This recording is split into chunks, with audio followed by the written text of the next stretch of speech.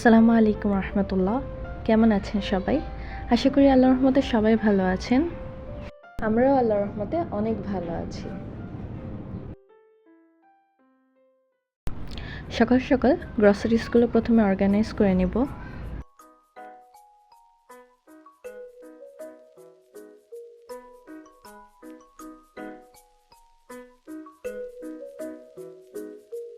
এই কিউকাম্বার পিকেলগুলো এর আগে বাসায় বানিয়েছিলাম, বাচ্চারা খুবই পছন্দ করেছিল, তাই এবার শপ থেকে কিনে এনেছিলাম। বাট শপের থেকে আমার মতে বাসায় বানানোটার টেস্টই বেশি ভালো ছিল। ইদানিং এই রাফায়েলো আর বার্গার ক্যান্ডি বেশ ট্রেন্ডিং দেখছিলাম, তাই ট্রাই করার জন্য আমরাও নিয়ে এসেছি। বার্গার ক্যান্ডিটা বেশ মজাই ছিল অ্যান্ড রাফায়েলোটা অ্যাভারেজ ছিল। আমাদের আশেপাশের দোকানগুলোতে সব কিছু মোটামুটি পাওয়া গেলেও কিছু কিছু জিনিস আমি আগুরা থেকে নেই, যেমন ডাল স্পেশালি, যদিও বা এটা খুবই অ্যাভেলেবেল আমাদের পাশে, কিন্তু আগুরা, স্বপ্ন এই জায়গার ডালগুলো আসলে খুবই ফ্রেশ থাকে, যার কারণে আমার জন্য বেশ ইজি হয়। তো যাই হোক, এখন সব কিছু আনপ্যাক করার পরে আমি একে একে সব গুছিয়ে নিচ্ছি।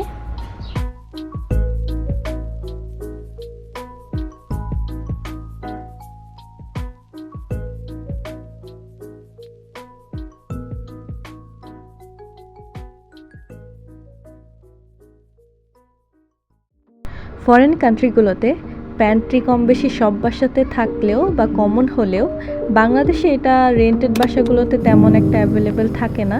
তো যার কারণে আমার খুবই শখ ছিল যে আমার একটা সুন্দর গোছানো পরিপাটি প্যান্ট্রি থাকবে, অর্থাৎ ছোটোখাটো একটা সুপার শপ থাকবে আমার বাসায়।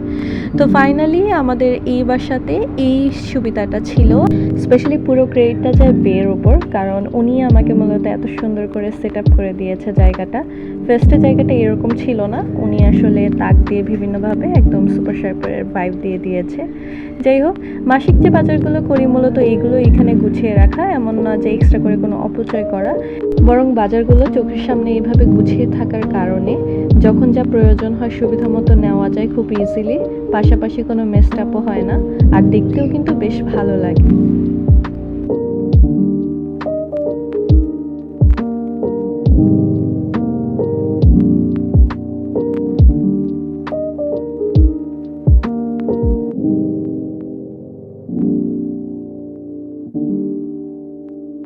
আমাদের অনেক দিনেরই ইচ্ছা ছিল যে আমরা মাটির প্লেটে ট্রেডিশনাল ভাইবে খাওয়া দাওয়া করব। তো ফাইনালি এই উইকে ঘুরতে যাওয়ার সময় আমরা একটি দোকানে এই সুন্দর সুন্দর প্লেটগুলো পেয়ে যাই। তো এখন হচ্ছে আমি এগুলো ভিজিয়ে রাখবো। দোকানদার আমাদেরকে বলেছিল যে এটা নিয়ে 1-2 ঘন্টা পানিতে ভিজিয়ে রাখতে, তো সেই অনুযায়ী আমি ভিজিয়ে রাখবো। আগে যদিও বা মাটির হাঁড়িতে খাওয়া বা মাটির প্লেটে খাওয়া বেশ সাধারণ একটি বিষয় ছিল, তবে বর্তমানে মানুষ শখ করেই খায়, আমরাও তার ব্যতিক্রম নয়। তো সেই খুশিতে আজ পিঠা পার্টি করা হবে। আমি এজন্য চিতই পিঠার ব্যাটার করে নিচ্ছি সকাল সকাল। সেম ব্যাটার দিয়ে আমি সকালের নাস্তার জন্য দোসাও বানিয়ে নিচ্ছি। ট্রেডিশনাল যে দোসা রয়েছে সেটাকে মূলত চাল এবং ডাল ব্যবহার করা হয়, তবে আপনারা চাইলে এরকম চালের গুঁড়া দিয়েও দোসা বানাতে পারেন, এটাও বেশ মজার ক্রিস্পি হয়ে থাকে। পাশাপাশি এটাতে ঝামেলা খুবই কম, আর সকালের নাস্তার ক্ষেত্রে এটা খুব ঝটপট রেডিও হয়ে যায়। আর এই দোসা বা চিতই পিঠার ব্যাটার বানানো খুবই সহজ। এই জন্য 1/2 কেজি চালের গুঁড়ো নিয়ে নিয়েছিলাম আমি। 1/2 কেজি চালের গুঁড়া, তার মধ্যে 1/2 চামচ পরিমাণ লবণ আর হালকা কুসুম গরম পানি দিয়ে ভালো করে মেখে রেখে দিয়েছিলাম একটা ডো করে। এই ডোটাকে আপনারা যত বেশি রেস্টে রাখবেন তত ভালো, প্রায় 4 থেকে 5 ঘন্টা রেস্টে রাখলে ভালো, তবে আমি এত সময় রেস্টে রাখিনি, আমি জাস্ট 1 থেকে 2 ঘন্টা রেস্টে রেখেছিলাম। এরপর রেস্টে রাখা ডোর মধ্যে নর্মাল কলের পানি দিয়ে দিতে হবে, অর্থাৎ নর্মাল টেম্পারেচারে থাকা যে পানি সেটা দিয়ে দিতে হবে, তা দিয়ে লিকুইড টাইপের ব্যাটার করে নিতে হবে। এই ব্যাটারটা দিয়ে আপনারা চাইলে চিতই পিঠাও বানাতে পারবেন, দোসাও বানাতে পারবেন। আপনারা চাইলে ইনশাল্লাহ আমি নেক্সট কোনো ভিডিওতে এ নিয়ে একটি ডিটেলস রেসিপি ভিডিও শেয়ার করব।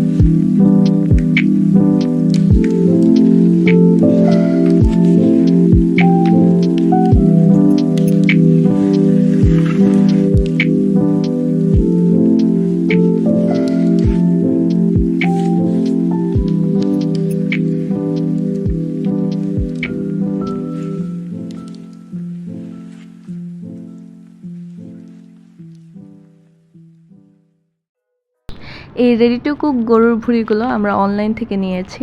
এর আগে যেহেতু আমরা গরুর ভুঁড়ি ক্লিন করিনি, তাই এগুলো কখনো কিনাও হতো না ক্লিনিংয়ের ঝামেলার জন্য।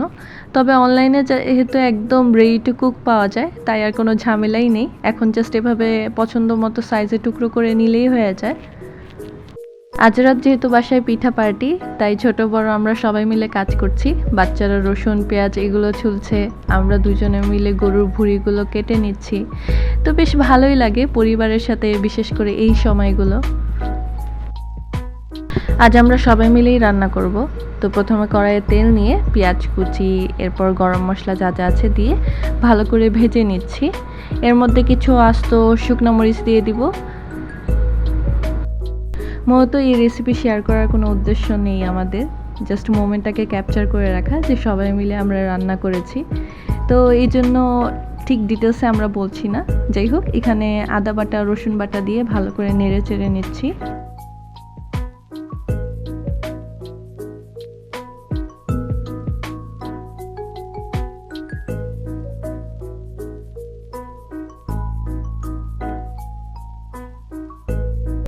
পেঁয়াজ মরিচ মশলাগুলো হালকা ভাজা ভাজা হয়ে যাওয়ার পর এতে দিয়ে দিচ্ছি পরিমাণ মতো হলুদ গুঁড়ো, দিয়ে দিয়েছি মরিচ গুঁড়ো।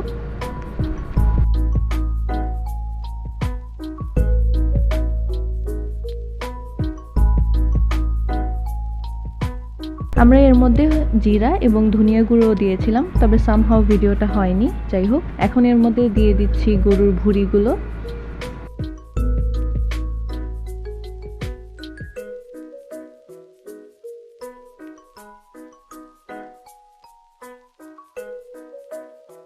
ভালোভাবে এখন সব কিছু নেড়েচেড়ে মিশিয়ে নিব। কিছুক্ষণ এভাবে রান্না করলেই দেখা যাবে গরুর ভুঁড়ির মধ্যে পানি উঠে যাবে।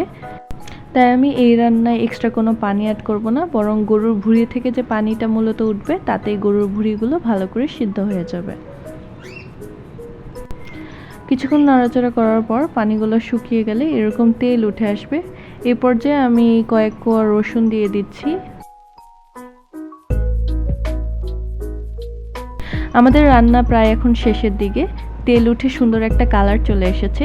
এর মধ্যে শেষমেশ আমরা গরম মশলা গুঁড়া দিয়ে দিব, তাহলেই আমাদের রান্না শেষ। যেহেতু আমাদের রেসিপি শেয়ার করার কোনো উদ্দেশ্য ছিল না, মোমেন্টটাকে ক্যাপচার করার উদ্দেশ্য ছিল, তাই অনেক ক্লিপই এখানে দেওয়া হয়নি। এখন অন্য তাওয়ায় আমি চিতই পিঠা বানিয়ে নিচ্ছি।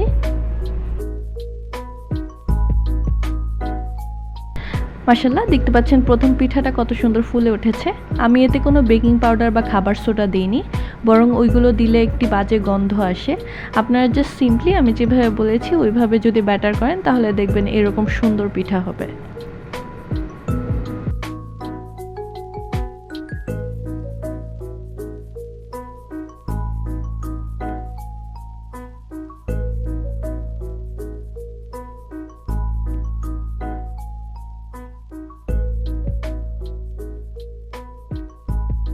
আজকের মতো এখানেই বিদায়। সবাই ভালো থাকবেন, আমাদের জন্য দোয়া করবেন। আল্লাহ হাফেজ।